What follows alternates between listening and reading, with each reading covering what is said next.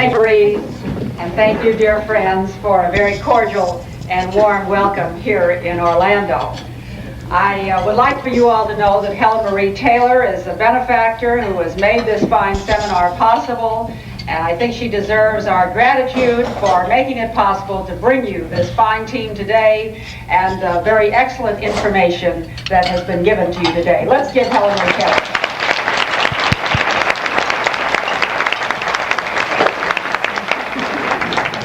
Incidentally, you were told in your invitation that while there was no charge for this meeting, donations would be accepted, and you have the little forms. We would be happy to accept your tax-deductible contribution to Defenders of American Liberties, which would make it possible to have another one of these seminars later on this year in Florida and in other states. If you feel it's worthwhile, we would be very grateful for your contribution. I estimate that the average cost of this day with 2 meals and the speakers is approximately $45 a person.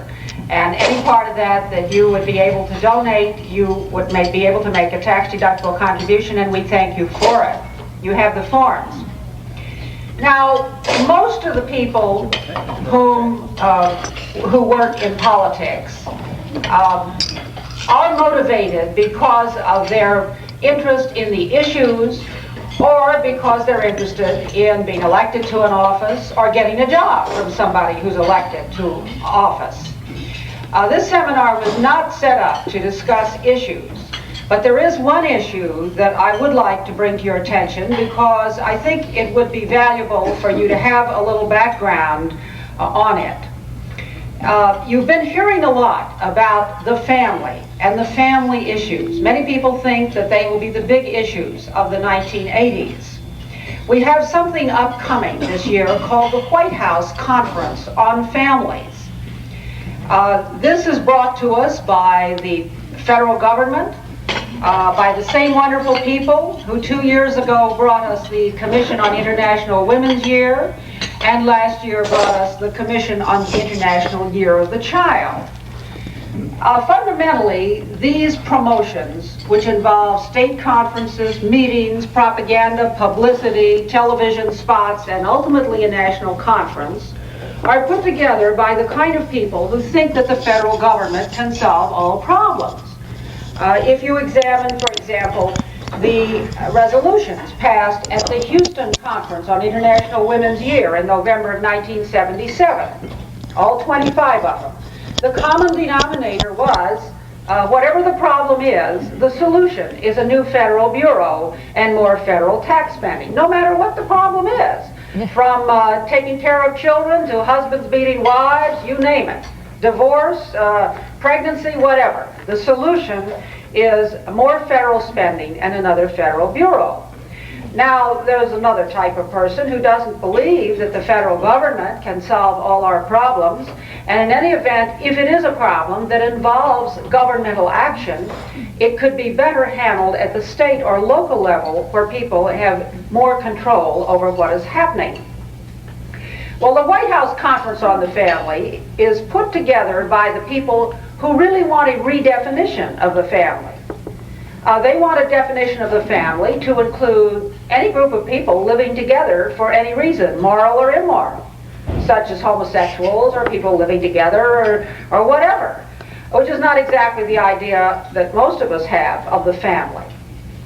It is very likely that what they are promoting through these conferences is massive federal child care, federal funds for abortion, the idea that the federal government should decide whether you're a fit parent or not, should solve the problems of domestic violence, and should use funds to teach your child the values they think they ought to learn. There will be these conferences in every state. When they started out with the conferences in Virginia, the pro-family forces, led by Connie Marshter, went in and elected all pro-family delegates. They were absolutely unglued by that. And the original idea was that 30 delegates would be elected, 30 would be appointed by the governor, and 40 you could decide how they would be chosen. After Virginia, they decided immediately that those 40 in the middle would be appointed and not elected. And I heard just in the last couple of days that the latest revision of the rules is that none of them will be elected. They're all going to be chosen by obscure steering committees to which they've already appointed their own people. Now, the whole push, we can predict exactly what's going to happen. They're going to come out with the redefinition of the family and with the federal government as the solution to all problems. As you have heard in this day of discussion of campaign tactics, strategy is the key element in most campaigns.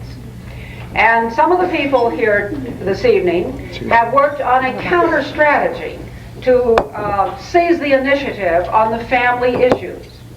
Senator Paul Laxalt has introduced what is called the Family Protection Act. It has 38 different provisions. And basically what it does is to seize the initiative, to change the battleground of debate. So instead of discussing whether or not we're going to have your child taught the Makos or some other atheistic, immoral course of study, we will be discussing will we have voluntary prayer in the schools or not? We will be discussing whether we're going to have parental consent for these pseudo-religion courses. We will be discussing whether the parents will have visitation rights to go find out what their children are being taught. We will be discussing whether the parents have the right to review the textbooks.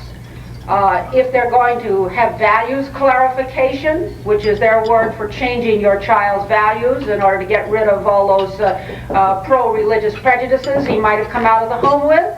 We're going to find out what they are and stop this changing of the child's values by the school courses. There are lib censorship committees being set up right at the present time to go over textbooks in order to delete all the pro-family words and phrases and pronouns. The bill would take measures to stop that. The bill would have a provision for family savings for the education of their children in private schools. Moving into another field, the field of welfare. The bill would propose various incentives for being able to take care of your parents in the home instead of putting your parents in a nursing home. There's a great deal of policy that goes into the tax code of this country. And we want the policy in the tax code to be pro-family instead of anti-family. There are provisions to set up retirement savings for spouses, to repeal the so-called marriage tax. Under the present tax code, you get more benefits in the income tax law if you live together in sin than if you live together married. And all of these various different issues. Another provision allows you to set up an account for the support of your parents in their elderly years. Other provisions would prevent government lawyers from giving free legal service to assist divorce, homosexuals, or other things that some people might find immoral. Basically, there are a number of other provisions which would take care of such issues as child abuse and wife beating at the state level instead of at the federal level. We are simply not persuaded that the federal bureaucrats have all the wisdom in the world. There are serious problems, but there's no evidence that they have more wisdom in HEW and other federal bureaus than you do have in local and state law enforcement and welfare services. There are 38 provisions. It is unlikely that anyone in this room will agree with all 38. But that is not the point. What the bill does is to make a pro-family proposal that we can discuss. So we can discuss some of the things we want to discuss instead of some of the things that the people who want to have more government spending want to discuss. And it is only if Senator Laxalt gets enough sponsors of his bill in the Senate and in the House that they will ever have a hearing on the subject. So I would suggest that you find out about it, call it to the attention of your senators and representatives in Washington, the ones who go to Washington, so that they can possibly become a sponsor and that there will be enough to hold hearings so that these things can be debated. It is another very good way to prepare an agenda for dealing with the White House conference when it comes to your state. We want to discuss the issues that are important to people who believe in family responsibility and local and state control, rather than always just reacting to the people who say the solution for our problem is a new federal bureau. So I would call that to your attention. Another issue which has surfaced in the last week is the issue of the drafting of women, and this is really the hottest issue in the whole country. I know you had a talk on survey research at noon. The issue of drafting women is a very good topic for survey research. I think some of us are going to be preparing some survey questions on this issue, and it would be very valuable for you to take such a survey and then to call it to the attention of your elected representatives so they can be informed of what their constituents want. When you get into Washington, people there have a whole different perspective. You might even feel differently yourself if all you read was the Washington Post and saw the news on television in Washington. They get a very narrow view of the world, and they think everybody thinks like the Washington Post. They forget what's going on in the rest of the country. And by a survey, you could inform your congressman what people think about the issue of whether they want their daughters sent out to the Persian Gulf, even in a non-combat role. Personally, I don't think parents do want their daughters over there, no matter what the task is. But that's something that you could find out in your areas and let your congressman know. In this very useful day, I know you've had a great many helpful ideas in many areas of campaign strategy. You've been told by the experts what are the problems and what are some techniques for dealing with it. You know that our country is going down the road to moral and political ruin, and they're exceeding the speed limit in doing it. And you've had a whole lot of material thrown at you. And I just thought that maybe at this point of the day, if you're not completely overwhelmed by it, you're wondering, where do I fit into the picture? What can you do as just one person to cope with all the world's problems and all of these various techniques that have been thrust at you today?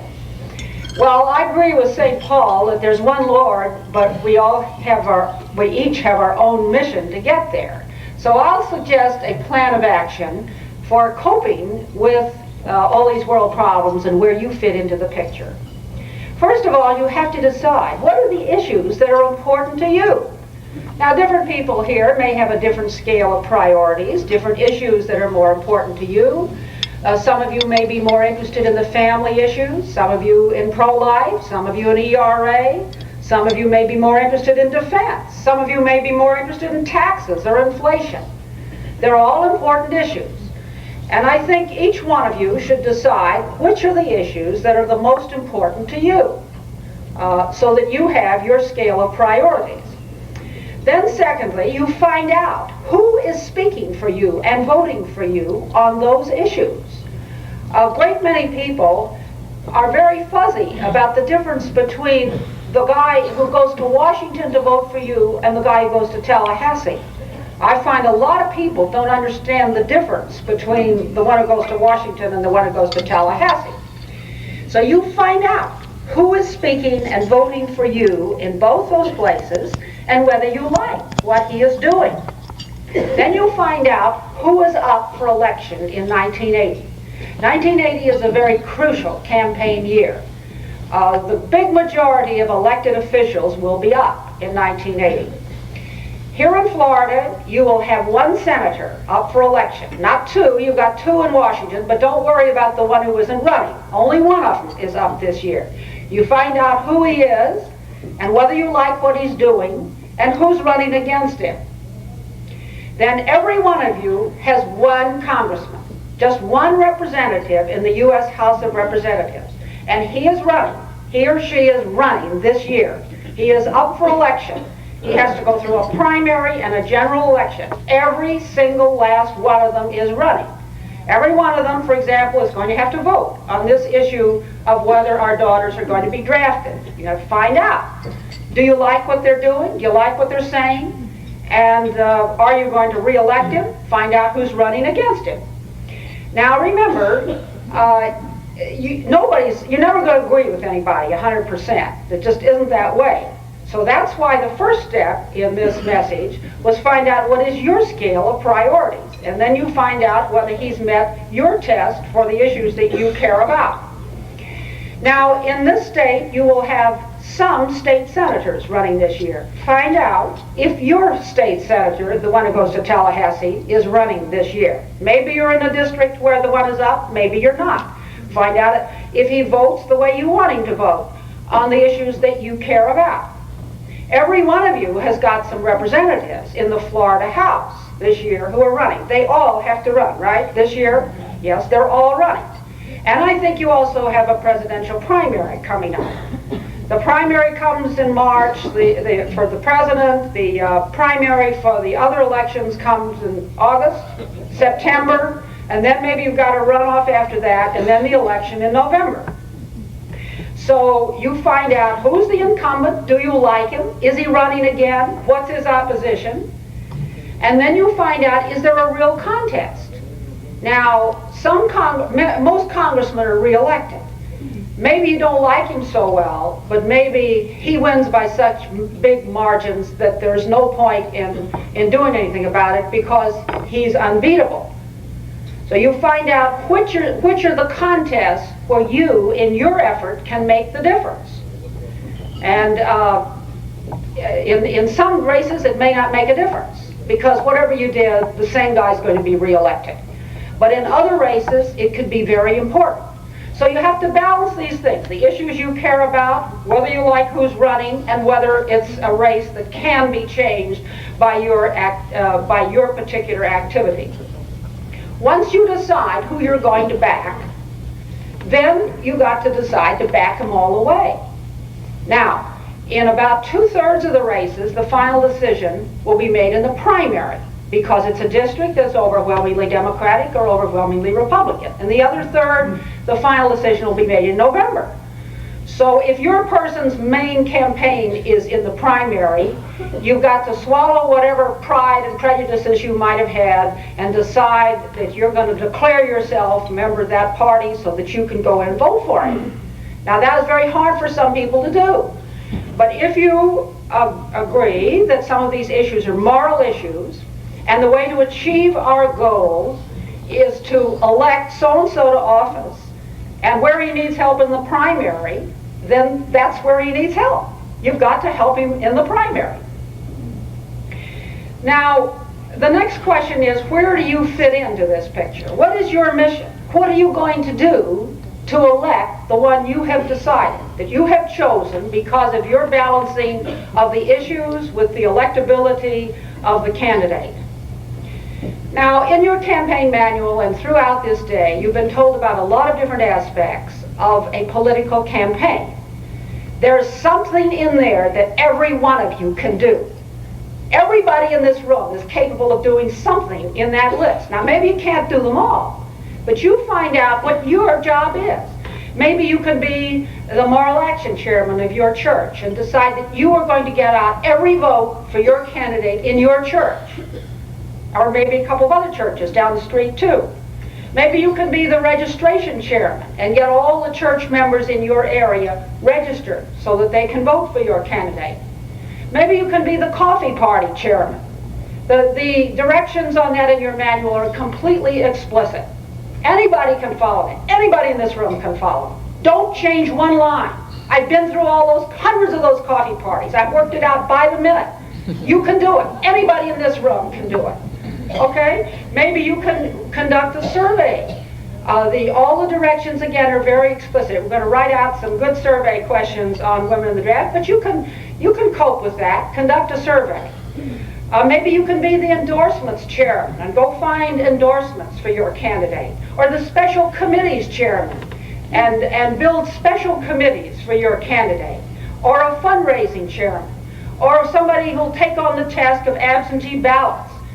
Or, if nothing else, you can be a precinct captain and work your own precinct and follow the voter identification program and the shoebox program, the get out the vote program, and get out every vote in your precinct. All these instructions are explicit in your manual, and there's something on there that everybody here in this room can do. So you find your slot.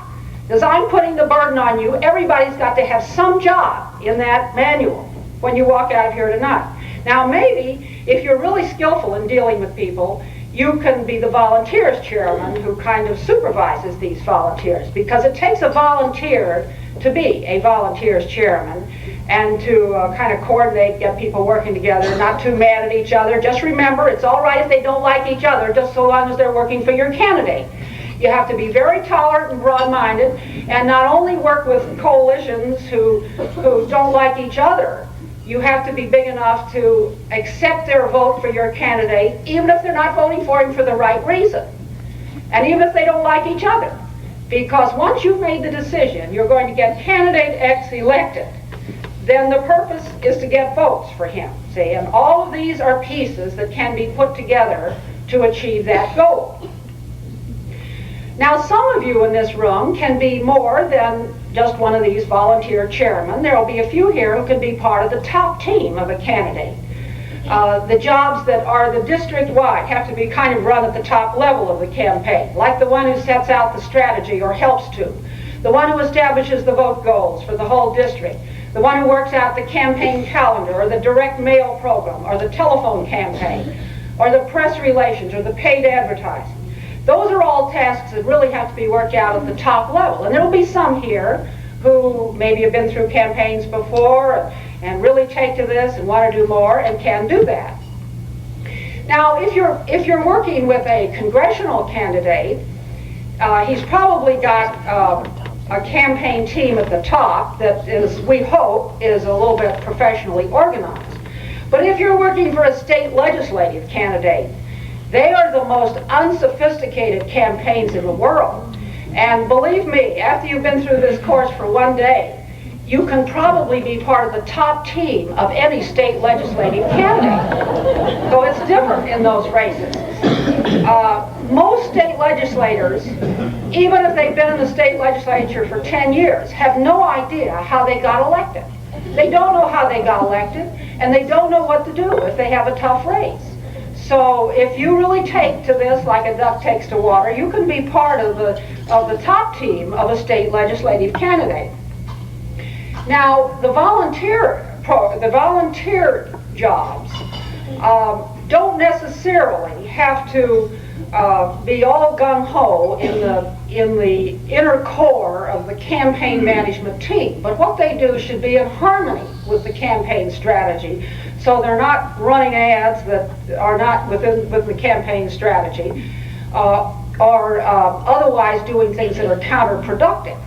But many of these volunteer tasks that I ran through, like coffee party chairman and special committees chairman and endorsement and precinct captain and all those things, you can really do for the candidate you want to elect, regardless of what's going on at the top level of the campaign, if there is a top level of the campaign, because they don't depend on other things.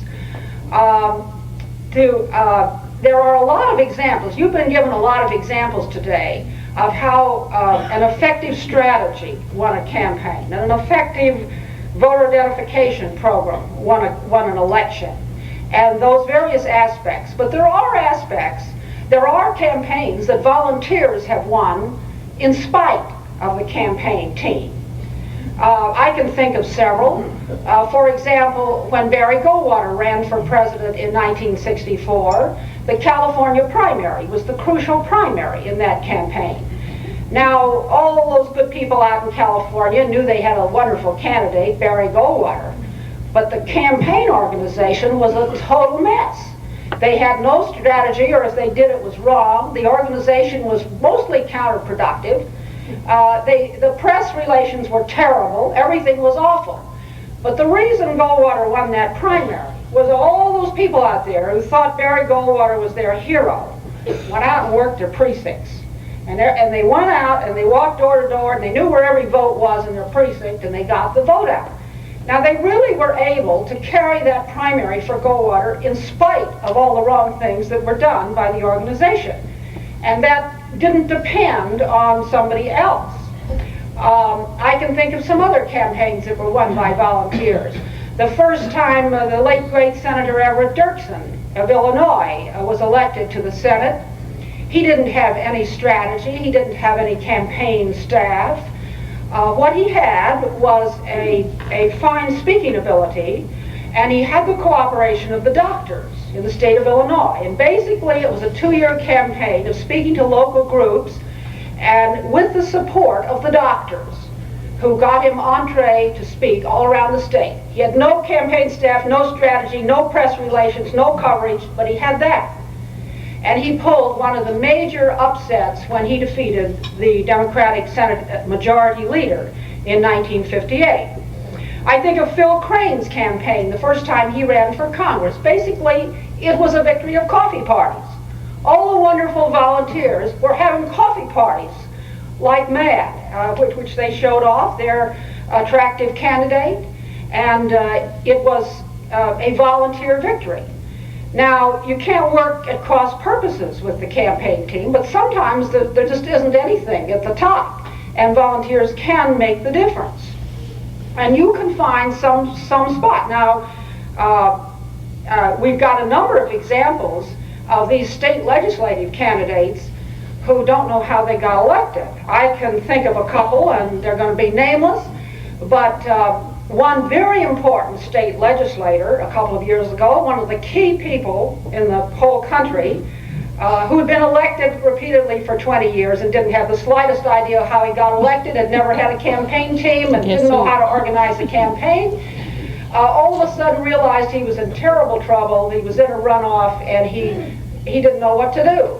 2 weeks before the election, he didn't have any registered voters list. He didn't have any telephone committee. He was sitting there wondering why he was in trouble, trying to figure out what the color of his bumper strip should be. And the volunteers moved in and saved the day for him. Another one I can think of, one of the most important ones, another one who was in leadership in the state legislature, never had a tough campaign, all of a sudden 5 days before the election, didn't get the endorsement from the biggest newspaper in his district. And a volunteer saved the day by going straight to the newspaper and telling them that this was the good guy who needed to be reelected and the bad guy was for gay rights, abortion, the ERA, and all those bad things, and saved the candidate from himself. I can tell you another one who's in our state, who has been elected and reelected for 15 years, doesn't have the slightest idea how he got elected. This year, he's in a tough race. Our volunteers went last week to find out what they could do, and here he is. He has just ordered, his race is in the primary, you understand? He has just ordered people to address envelopes to every registered voter in the district. Now, if he wins the primary, he has no problem in the fall because he's in. His problem's in the primary, and he doesn't seem to even know that 3 mailings to the registered Republican voters would profit him 1,000 times more than 1 mailing to every voter in the district. And he doesn't even understand what it's explained to him. Now I can tell you that the volunteers are going to move in and they're going to take care of the registered voters. So these are just some examples of what you can do, especially in these very unsophisticated state legislative races where they really don't know what they're doing. So to sum up, I think that each one of us here should resolve to do your part in the process of self-government in 1980. And sure, it's drudgery. What goes into campaigns is the worst kind of drudgery. It's worse than washing diapers and scrubbing bathroom floors and anything else you can name. But you have a lot to show for it at the end. At the end, if you have a candidate you've elected who will go to Tallahassee or Washington and vote right on the important issues that mean something to you, you will have contributed in some part through the drudgery that you have done. You should find out what your mission is in this fight and who you want to support. Now sometimes that's a very difficult decision. You'll find that in some races you've got 2 candidates, both of whom are in favor of your position. Or you will find other races where the 100% guy doesn't have a ghost of a chance of being elected. but the 80% guy could be. And these become difficult decisions to decide who you back. I think we should be humble enough to seek advice on the issues, on these choices in the races, and on the tactics.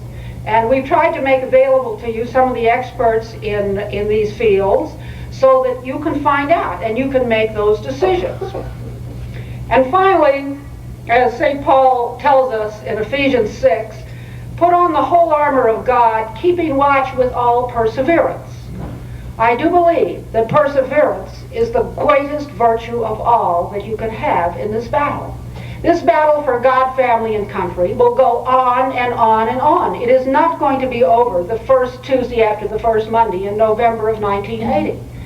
And we need people like you to pledge a part of your life to preserve the values that made our country great, so that we can give our children the rich heritage that you and I have received. Freedom isn't free, but it's a lot easier to pay the price of committing a part of your time each week to the process of self-government so that we can win it in the political field and we don't have to win it with blood. Thank you very much.